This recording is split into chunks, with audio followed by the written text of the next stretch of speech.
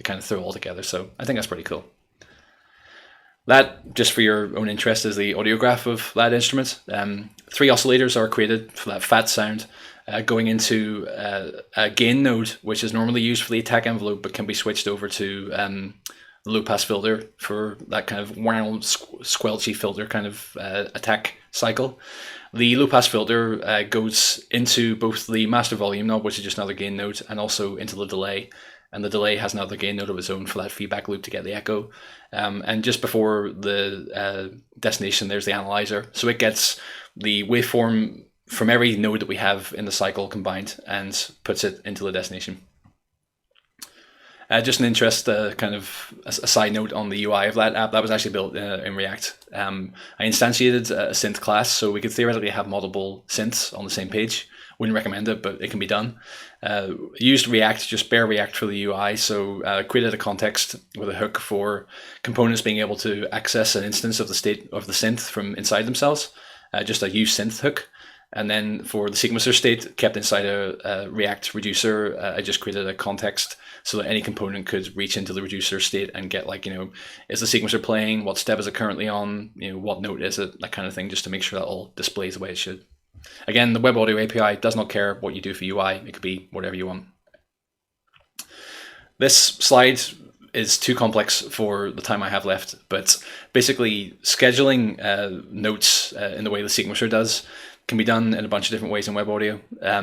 The worst one, as you can imagine, is to use JavaScript's built-in timers. Anyone who's worked with them before knows that things like set timeout and set interval are by no means that accurate. They need to wait for the event loop to finish in the browser, so oftentimes what you think you're going to get doesn't happen when you expect it to. Nearly all of the functions in the Web Audio API for things like starting oscillators, scheduling parameter changes like we've done for the attack envelope, they can be given a time, and the Web Audio context provides the current time with very, very high accuracy. It's a rock solid timer designed for audio scheduling. But if you set up a bunch of notes in advance and just set them playing, that's not very flexible. Because they're fire and forget, you kind of just are resigned to them either playing or stopping them. If you want to change the tempo halfway through, you can't really do that if you've scheduled a bunch of stuff this way. So in very brief sum, the accepted kind of way to do this is to basically use a look-ahead system where you do have a timeout running, but the purpose of the timeout is to, on a certain interval, see which notes we need to schedule in a given window and set them up with a Web Audio API. So it's a mixture of the Web Audio API's context time being used for high precision, with a timeout or an interval being used as a scheduler for low precision. This code does it in very basic terms, but unfortunately I don't have time to go through it right now. This was taken from A Tale of Two Clocks by Chris Wilson, which is kind of the thesis statement on how to do scheduling in Web Audio, and it lets you do things like tempo changes over time. You can change the waveforms that you've set up. You can cancel and reschedule notes this way. So for a functioning step sequencer where you can put notes in and out, that would be the way to do it. And that's kind of what the concept looks like. You've got a bunch of set timeout calls firing on a semi-regular basis, and then each time if it detects another audio event is to be scheduled in that loop, it sets them up. Otherwise, it just keeps going through. So kind of difficult to set up and get your head around if you're not used to it, but there are plenty of code examples, and it's useful for things like drum machines and for melodic sequencers like the one I've created.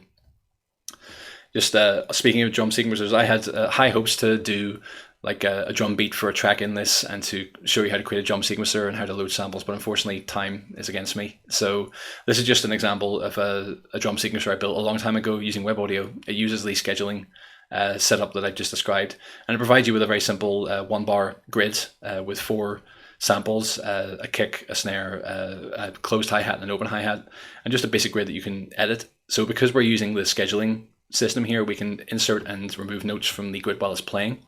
So if I set that up and then just start to add hits in,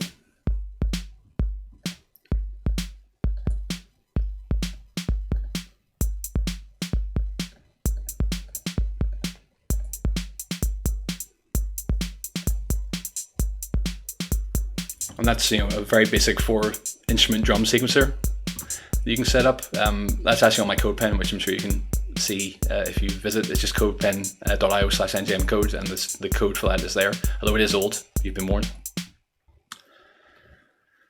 So the future of all this, obviously, we've got a very basic synth with the ability to schedule notes, some filtration, basic effects, that kind of stuff. The future is almost infinite in this regard.